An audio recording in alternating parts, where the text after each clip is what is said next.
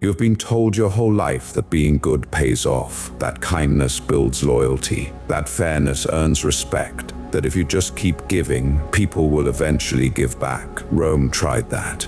It got their emperor killed in 87 days, not by enemies, not by rivals, by the very men who were paid to protect him. His name was Pertinax. He was the most genuinely good man to ever sit on the Roman throne. And Rome is going to use his story to show you something nobody else will tell you. Goodness without strategy is not a virtue, it is an invitation. This knowledge destroyed one emperor and built another into a legend. Use it with discipline. Drop this in the comments right now. I am done being good blindly. From today I am good strategically. The man who did everything right. Pertinax, a good ruler fatally undermined by trying to reform corrupt soldiers too quickly. Niccolo Machiavelli, the prince. 193 AD, Rome had just survived Commodus, one of the most depraved emperors in Roman history, a man who renamed Rome after himself, who fought in the gladiatorial arena for sport, who emptied the treasury on excess while the empire crumbled. When he was assassinated on the last day of 192 AD, Rome needed a good man. They found one. Publius Helvius Pertinax, son of a freed slave, rose through the military through discipline and integrity alone, governed provinces with fairness, refused corruption at every stage of his career. When he became emperor, he did everything right. He stopped the excess. He restored financial discipline. He raised the silver content of the coinage to restore economic trust. He refused to bribe the Praetorian Guard with the lavish payment every emperor before him had made. He tried to reason with them instead. He told them that fairness was worth more than favors, that integrity was worth more than gold, that a good emperor deserved loyal guards. On March 28,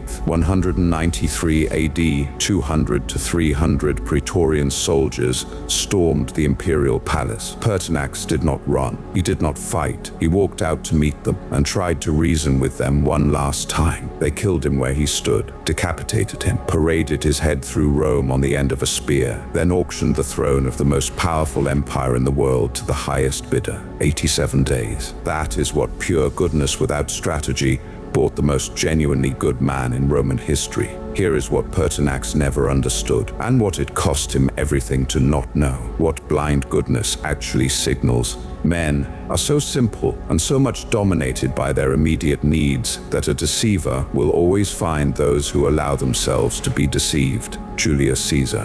When you are unconditionally good, when you never push back, when you absorb every demand and respond with fairness, you are not communicating virtue. You are communicating something far more dangerous. You are communicating that there are no consequences. Pertinax paid his guards half of what they expected and tried to explain why fairness was enough. The Praetorian Guard did not hear fairness. They heard weakness. They heard, "This man will not fight back." They heard, "This man can be pushed," and they pushed. This is not ancient history. This is your office, your relationships, every room where you have absorbed something you should have pushed back on and told yourself that being the bigger person was enough. The person who never says no trains everyone around them to never expect no. That training does not stay polite. It escalates. It always escalates. Because the human brain does not interpret unconditional goodness as generosity. It interprets it as the absence of a boundary. And an absence of a boundary is an invitation to find out where the limit actually is. Pertinax had no visible limit, so they found it the only way people find limits in the absence of one. They pushed until something broke. Drop this in the comments. My kindness is a choice, not a compulsion. There is a difference. But blind goodness does not just signal weakness. It does something even more destructive over time. The generosity trap. Benefits ought to be conferred gradually, and in that way they will taste better. Julius Caesar. Here is something Rome documented across dozens of emperors and their armies. The first time you give someone something exceptional, they are grateful. The second time, they are pleased. The 10th time, they expect it. And the first time you stop, they feel robbed. This is not ingratitude. This is human psychology. It has a name: hedonic adaptation. The brain adjusts its baseline to whatever it receives consistently. What once felt like a gift becomes the new normal. What once felt generous becomes expected. And the moment you stop, You are not the person who gave 10 times. You are the person who said no once. That is the only thing they remember. Commodus gave the Praetorian Guard everything they wanted for 12 years. Lavish payments, no discipline, no accountability, complete freedom to intimidate civilians and accumulate personal power. Then Pertinax arrived, fair, reasonable, offering half the payment and twice the integrity. They did not weigh 12 years of excess against 87 days of fairness. They weighed what they expected against what they received. And Pertinax came up short. This is happening in your life right now. The person you always cover for at work, the friend you always show up for, the relationship where you always compromise. The moment you stop, you will not be remembered for every time you showed up.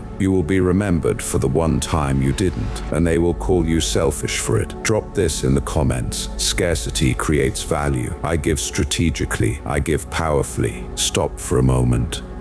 Pertinax was not a weak man. He was not naive. He had governed provinces. He had commanded armies. He had survived decades of Roman political warfare. And he still walked out to face 300 armed men with nothing but his words, because he genuinely believed that goodness was enough. Rome watched him die and learned the lesson he could not. The goal was never to be good. The goal was to be powerful enough to choose when to be good. Those are not the same thing. One of them gets you killed in 87 days. The other one builds an empire. Here is the difference. Caesar's strategic goodness system. Men willingly believe what they wish to be true. Julius Caesar. Julius Caesar was one of the most genuinely generous men in Roman history. He gave his soldiers shares of conquered wealth. He showed mercy to defeated enemies. He honored dead rivals publicly. He funded games, built monuments, forgave debts. History records him as extraordinarily giving. But here is what history also records. Every single act of generosity was documented as a calculated political strategy. Every gift was timed. Every mercy was deployed. Every public honor of a dead rival was a move to neutralize that rival's remaining influence. He gave his soldiers their share of conquered wealth at precisely calibrated moments, before critical campaigns, after difficult victories, when loyalty needed reinforcing, not continuously, not unconditionally, deliberately. Caesar's soldiers did not take his generosity for granted. They could not, because it was never automatic. It was always earned, always timed, always felt like a choice Caesar was making specifically for them in that moment. That feeling created something Pertinax's fairness never could. Loyalty that was personal, loyalty that was fierce,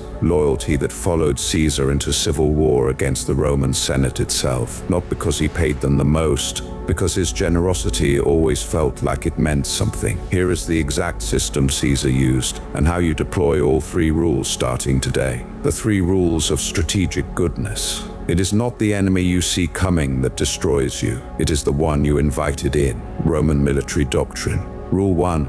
Give first to those who can give back. Not everyone deserves your generosity equally. Caesar gave most to those whose loyalty he needed most, at the moment he needed it most. He did not distribute goodness evenly like it was rations. He deployed it precisely like it was a weapon. In your life, this means one thing. Before you give your time, your energy, your help, your loyalty, ask one question. Does this person's loyalty matter to what I am building? If the answer is yes, give fully, give memorably, give in a way they cannot forget. If the answer is no, give less. Not nothing, less. Because scarcity creates value, and value creates respect. Rule 2. Your goodness must have a visible edge. People need to know that your kindness is a choice, not a compulsion. The moment someone believes you cannot say no, they have stopped respecting your yes. Pertinax could not say no to his own values. He believed so completely in fairness that he could not make an exception even to save his life. That is not strength. That is a different kind of weakness. The most respected people in any room are not the ones who always say yes. They are the ones whose